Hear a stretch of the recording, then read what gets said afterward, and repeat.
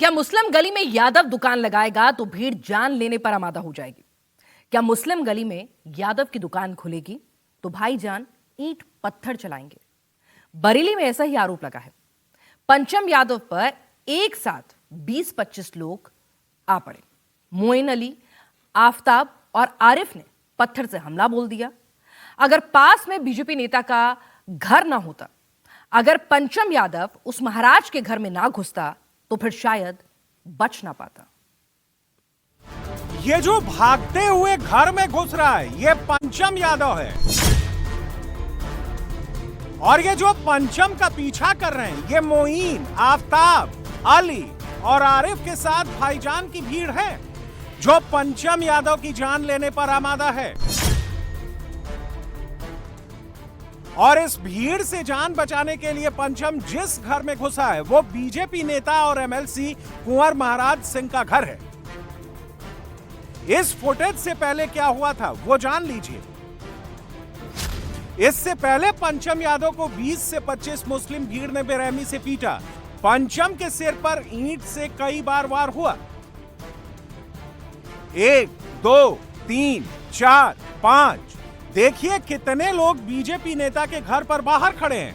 15 से 20 लोगों की भीड़ बीजेपी नेता के घर के बाहर जमा है। इसमें मोइन, आफताब, अली और आरिफ शामिल थे।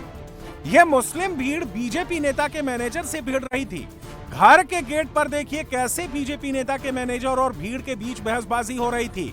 भीड़ पंचम यादव को अपने हवाले करने को कह रही थी, लेकिन बीजेपी नेता का मैनेजर पीछे नहीं हटा। उसने इस मुस्लिम भीड़ को पीछे लौटने पर मजबूर कर दिया। इस भीड़ के हाथ अगर पंचम लग जाता तो इसका अंजाम क्या होता, यह बताने की जरूरत नहीं है। पंचम यादव को मालूम था कि उसकी जान मोइन, आफताब, अली और आरिफ से सिर्फ ये घर ही बचा सकता था। यहाँ पे थी और एक साय करके डिम्पल और प्रेमपाल करके लड़का हमारे यहाँ रहता है, मैनेजर है हमारे यहाँ, तो उससे ये लोग बहस कर रहे थे कि नहीं लड़के। और मुझे लगता है कि अगर वहाँ और लोग नहीं आ जाते, अड़ोस पड़ोस के दुकानदार आ गए वहाँ पे, तब इनको लगा, वरना ये उनसे हाथापाई कर। पुलिस पुलिस को सूचना हुई, तत्काल पुलिस वहाँ पे पहुँची और उन्होंने तुरंत फिर कार्रवाई की। और वहाँ रात में उन्होंने जो है हमारी सुरक्षा की भी चिंता की। वहाँ पर रात में होमगार्ड लगाए यहाँ पर, और बताया गया है कि कुछ लोगों को इन्होंने जो चूंकि सीसीटीवी कैमरे में देख के इन्होंने पहचाना और कुछ लोगों को इन्होंने पकड़ा भी। जिस वक्त हमलावरों की भीड़ बीजेपी नेता के घर पर हंगामा कर रही थी, उस वक्त बीजेपी विधायक कुंवर महाराज सिंह बाहर किसी मीटिंग में थे, लेकिन परिवार इस हमलावरों की भीड़ से डरा नहीं।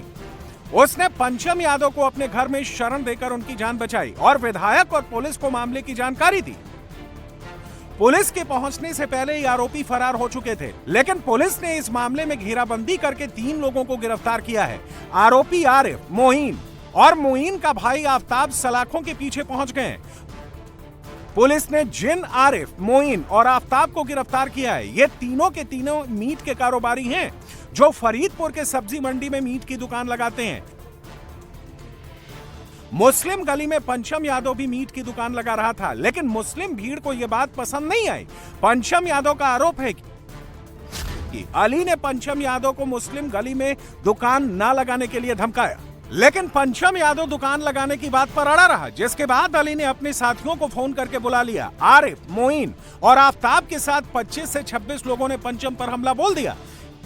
इसी के बाद पंचम यादव अपनी जान बचाने के लिए बीजेपी नेता के घर में घुसा था।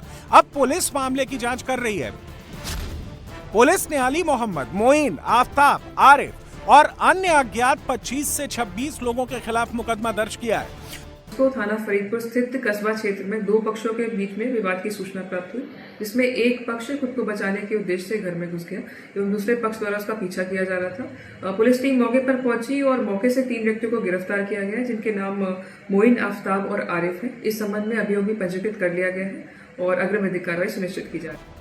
अब पुलिस इस हमले में शामिल बाकी आरोपियों की तलाश में जुटी है। सीसीटीवी फुटेज के आधार पर आरोपियों की तलाश कर रही है। बताया जा रहा है कि मारपीट का आरोपी अली मोहम्मद अपनी दुकान और घर बंद करके पूरे परिवार के साथ फरार हो गया है। बरेली में मुस्लिम गली में दुकान लगाने पर पंचम यादव की पिटाई हुई तो बदायूं में मुस्लिम गली को लेकर बड़ा बवाल हो गया।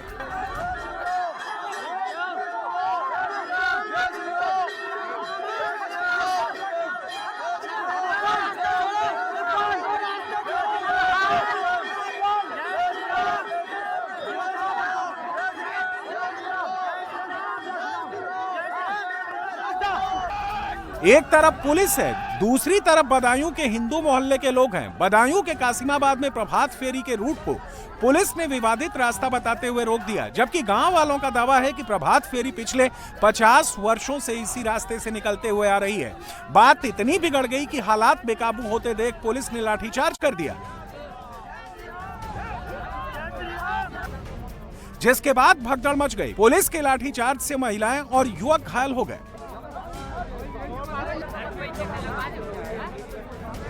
जागो तो एक बार हिंदू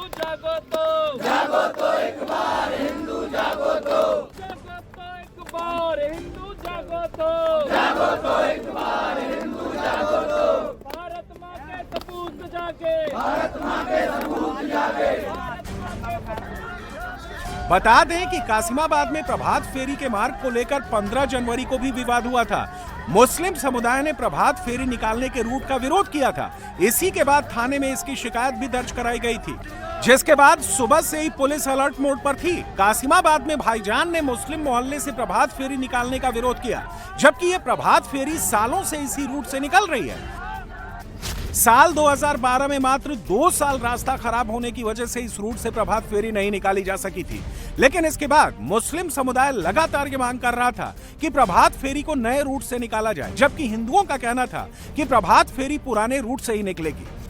प्रशासन जैसे आ जाए ऐसे ही पहले आया था, तो जिस रास्ते हम निकलते थे ना उस रास्ते को हम थी, तो हमने कहा, मैंने कहा सर, मैंने कहा हम तो निकल जाएंगे, आप सब समझाओगे, आप सब समझाओगे, तो मैंने कहा आज बाहरों को निकाल लेते हैं। तो हमने कहा, मैंने कहा सर इधरों को निकलते हैं हम।